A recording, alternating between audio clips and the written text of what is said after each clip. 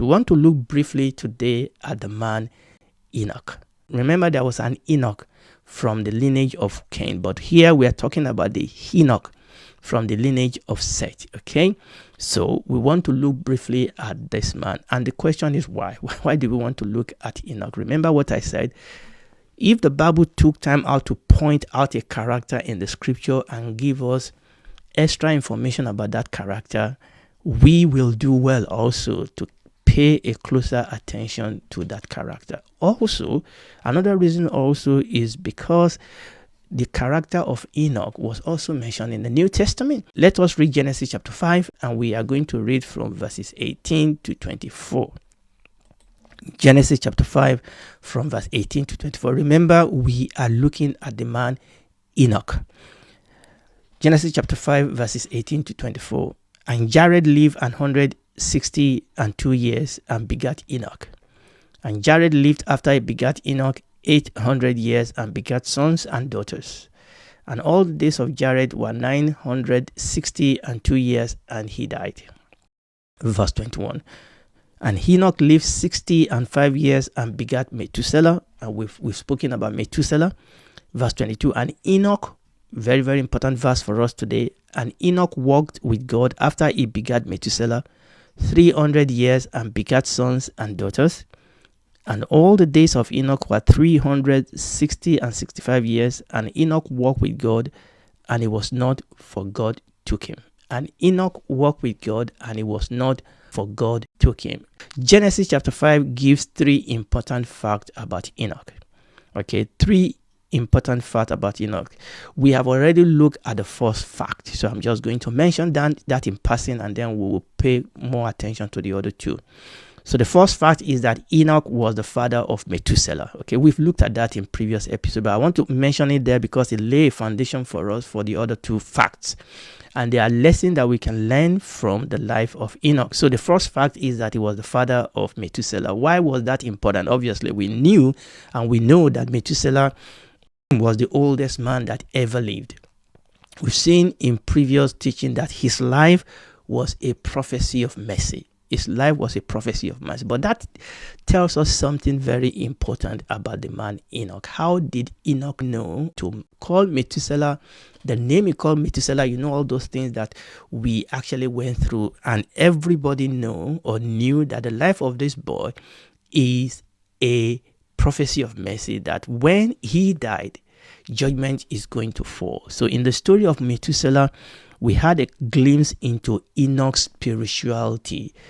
He had access to the heartbeat of God. He had access to heaven. He could hear the heartbeat of God. Now, obviously, go back. We've talked about Methuselah and the meaning of his name and how it actually fit into the judgment that happened in the day of Noah. I don't want to spend time going back to that. Okay, so that was the first fact that Genesis chapter 5 gives us about Enoch, and we have already dealt with that. Now, verse 24 tells us the other 2 facts about Enoch that will be important to us. We're not going to be able to go through both of them, but we will start. Now, what we see as we read through Genesis chapter 5 is that there's something about the life of Enoch that was different from the pattern of other men that were written around him, other names that were mentioned around him in this genealogy. Because when you look at the genealogy, the natural, normal, expected pattern was this: so and so lived this many years, they gave birth to sons and daughters, and they died.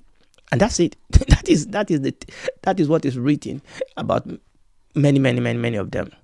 But when we come to Enoch, in the first half of verse 24, it stopped where we read, and it told us that Enoch walked with God. Enoch walked with God.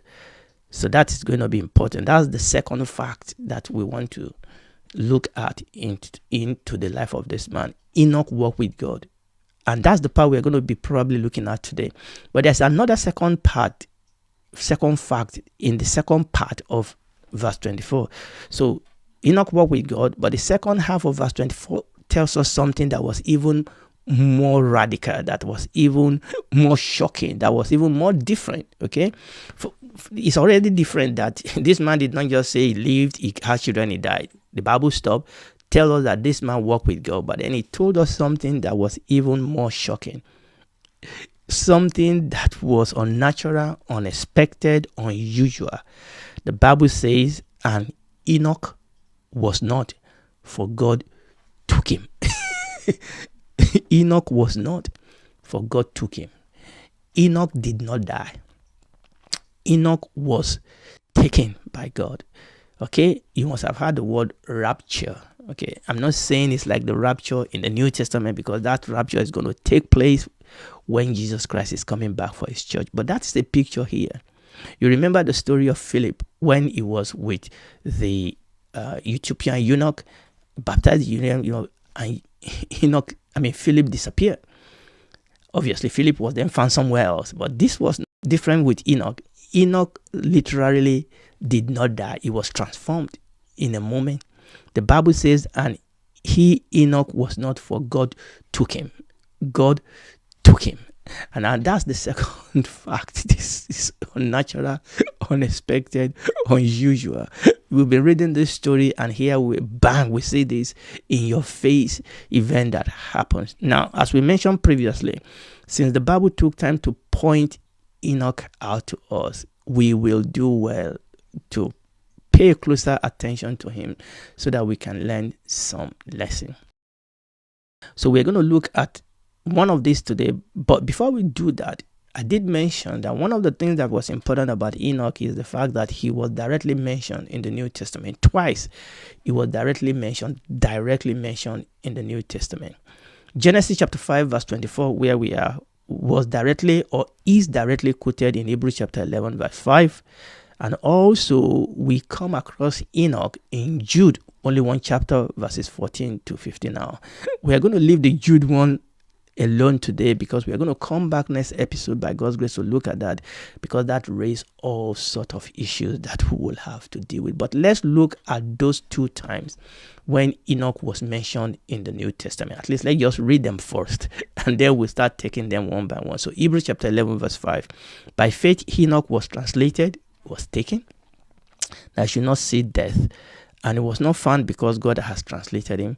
For before his translation, he had this testimony that he pleased God. Okay, let's read the Jude 1 chapter, verses 14 to 15. And Enoch also, the seventh from Adam, prophesied of these things, saying, Behold, the Lord cometh with 10,000 of his saints, to execute judgment upon all, and to convince all that are ungodly among them of all their ungodly deeds, which they have ungodly committed, and all their hard speeches, which ungodly sinners are spoken against him. Again, like I said, we'll come back to the Jude one later. Now we want to look at the Genesis chapter 5 verse 24 again, obviously, which was then quoted for us in Hebrews chapter 11, because this raises some thought about Enoch for us that are relevant. They are relevant. We can learn a lot of lessons. So we are going to read Genesis chapter 5 again, verse 24, but this time we are going to read it from different translation. Genesis chapter 5 verse 24, Amplified Classic. And Enoch walked in habitual fellowship with God, and he was not, for God took him home with him. The expanded Bible, I should say, Enoch walked with God. He had a close relationship with God. One day, Enoch could not be found because God took him. Like Elijah, he did not die. Voice translation, but Enoch has such a close and intimate relationship with God that one day he just vanished. God took him. Wow. Message Bible, Enoch walked steadily with God, and then one day he was simply gone. God took him. I mean, this is something. The Expanded Bible again said Enoch walked with God. He had a close relationship with God. One day Enoch could not be found because God took him. Like Elijah, he did not die. So again, this is an important fact, and we have important lesson to learn. The Bible says Enoch walked with God. Enoch walked with God. And when you look at the Septuagint translation of that verse, remember what's said about Septuagint translation? That was the translation of the Hebrew text into Greek. Remember, that was done during the intertestamental period. Remember that? So when you look at the Septuagint translation of this verse, he actually translated it, Enoch pleased God. So Enoch walked with God. The Septuagint translated it, Enoch pleased God. So we have a cause and effect. So when you look at these two translations together, it actually help us to understand what is going on here. There's a cause, Enoch walked with God. That is what we see in the Hebrew text. And there's an effect, Enoch pleased God. And this is always the case when you look at the way Hebrew thinking and Greek thinking. So we see the cause and effect here. Enoch walked with God. Enoch pleased God. To walk with God is to please God. You cannot please God if you don't walk with him. If you are pleasing God, it's because you are walking with God. And if you are walking with God, you will be pleasing God. This is very, very important. And this explains what we read in that Hebrew chapter 11, verse 5. The Bible says, again, Enoch was translated. He said, before his translation, he had this testimony that he pleased God. You can see in the New Testament, laid emphasis on that. And when you then read verse 6, which I didn't read earlier on, it added something important, which explains what we are dealing with here. He said, but without faith, it is impossible to please him. Without faith, it is impossible to please God. For he that comes to God must believe that God is, and that God is a rewarder of them that diligently seek him. And this verse start throwing the light for us on the question that I'm going to ask next. Enoch walked with God. What does it mean? What does it mean to walk with God? Does that mean that just like Adam and Eve, Enoch will go down in the cool of the day, God will come down literally and take a stroll with Enoch? Obviously, you know that is not the case here, and that is not the case. To walk with something, to walk with or to walk in, these are typical biblical expressions that describe the fact of association and the fact of relationship. And all those different, translation we read in Genesis chapter 5, verse 24, we were talking about relationship. Enoch had a close relationship with God. So to walk with God is to have a close relationship with him. Amplified classes say it was in habitual fellowship with. Voice says that he had a close and intimate relationship with God. So when we talk about the fact that Enoch walked with God, this is what we are talking about. We are talking about association. We are talking about fellowship. We are talking about relationship. For example, the Bible talks about the obligation of believers to walk in the truth, to walk in the Spirit, to walk in the light, to walk in the ways of the Lord. So to walk with and to walk in is all about association, is all about fellowship, is all about relationships. So as we have seen in the life of Enoch, the basic requirement for walking with God, for having an intimate relationship with God, for having a close relationship with God, the basic requirement is trust in God. The basic requirement is faith in God. By faith, the Bible says, by faith. So Enoch was a man of faith. The basis of Enoch's walk with God was his faith in the Lord. He knew the Lord and he trusted in the true God, the God who has revealed himself to Enoch. Enoch could not have walked with God if God did not reveal himself to Enoch, and if Enoch did not trust in the God who has revealed himself. And this is very, very, very important. God revealed himself so that we can trust him and so that we can have a relationship. The reason for God's revelation is because God wants to come into a relationship with God. And we are back to Genesis chapter 1. We are back to the Garden of Eden. This was the purpose, relationship with God. God has revealed himself supremely and ultimately in the person of his Son, the Lord Jesus Christ. God has ultimately and supremely revealed himself in him. Let's read this in Hebrews chapter 1. Hebrews chapter 1 verses 1 to 3. God, who at sundry times and in diverse manners spoke in time past on the Father by the prophets, as in this last day spoken unto us by his Son, or some translation says in his Son, whom he has appointed heir of all things, by whom also he made the world, who being the brightness of his glory and the express image of his person, and upholding all things by the word of his power, when he had by himself purged our sin, sat down on the right hand of the majesty on high. Hallelujah. The Bible tells us here in that verse 3 of Hebrews chapter 1 that we read, that the Lord Jesus is the express image of God's person. Among other things that we read in that verse, and we could go to other verses in the Bible. The express image of God's Son. Amplified Bible put it this way: the exact representation and perfect imprint of his Father's essence. Oh, I like that. The Expanded Bible put it this way: that the Lord Jesus shows us exactly what God is like. Is the exact representation, imprint, stamp of his being, his essence, his nature. How wonderful.